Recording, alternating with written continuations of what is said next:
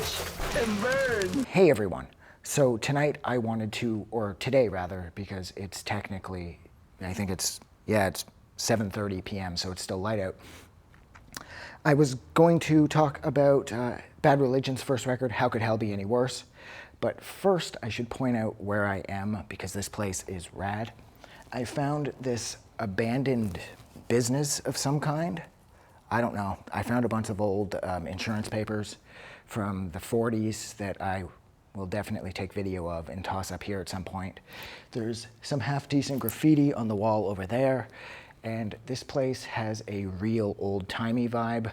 There's literally a dead something or other over there. I don't know what the hell it is. I'm gonna say it's a possum, potentially. And it's cool in here, but it's kind of unnerving because I'm a little isolated. I'm a ways out. You can hear cars in the background, but they're a ways off. So if whatever killed that possum or whatever comes for me, I'm totally fucked. But nonetheless, I just wanted to bring that up briefly because this place is really rad. Smells weird though. I'm guessing I'm sucking back some asbestos in here, but you know, I'm here, so I'm gonna make the best of it.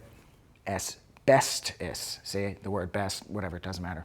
So yeah, so today I wanted to talk about Bad Religion's first record, and that of course is How Could Hell Be Any Worse? And I think my favorite thing about this record is, again, this sort of has like the Metallica Kill 'Em All factor tossed in, because this was not the first record from Bad Religion that I had heard. The first official album was No Control, and that was, of course, that's Bad Religion during their like key classic period when they were making absolutely no mistakes whatsoever, and that is definitely Bad Religion's sound through and through. Whereas a little while later, I tracked down Suffer, and then I tracked down Against the Grain, and then of course Generator, Stranger Than Fiction, Recipe for Hate, and then right around that time, a buddy of mine was like, have you ever heard the first one? And I thought Suffer was their first one, but he was like, oh no, there's this other record, it's got a red cover. And I found it at the Music World at the Pickering Town Center. And I'm like, oh my God, this is so old. This is like How Could Hell Be Any Worse? This is from like the early 80s. Jesus, this is so cool. And then when I tossed it on, again, it sounded nothing like Bad Religion. I mean, Graffin's voice was still sort of the same-ish, but the guitars, they sounded way more like Minor Threat. And whereas I was already into Minor Threat, so I was able to kind of wrap my head around the sound, and I liked how angry it was, and I liked how young they sounded and how raw everything was. The Metallica Kill 'Em All factor was still there because I did not see that coming.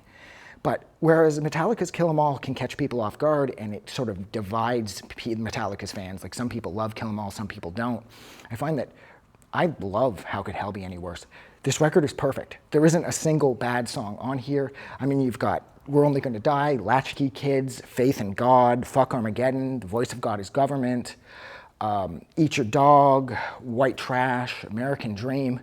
And these are like really early sounding songs that sound nothing like nothing else Bad Religion would do. But there's still that sort of Bad Religion groove tossed in. There's that sense of harmony, and it's like, its catchiness is elevated over everything else. Like, whereas in a sense this sounds like Minor Threat, it doesn't, because Minor Threat, although catchy too, they were far more in your face and way more part of that like early 80s American hardcore scene where they were really, really fucking pissed off and they were like going for your throat. Whereas these songs are incredibly fast as well, but there's that patented Bad Religion groove that's still there, even though it doesn't sound anything like it would later on. This record is still a complete fucking and total success. This is Bad Religion. Actually, you know what, now that I think about it, this reminds me of NoFX's Maximum Rock and Roll.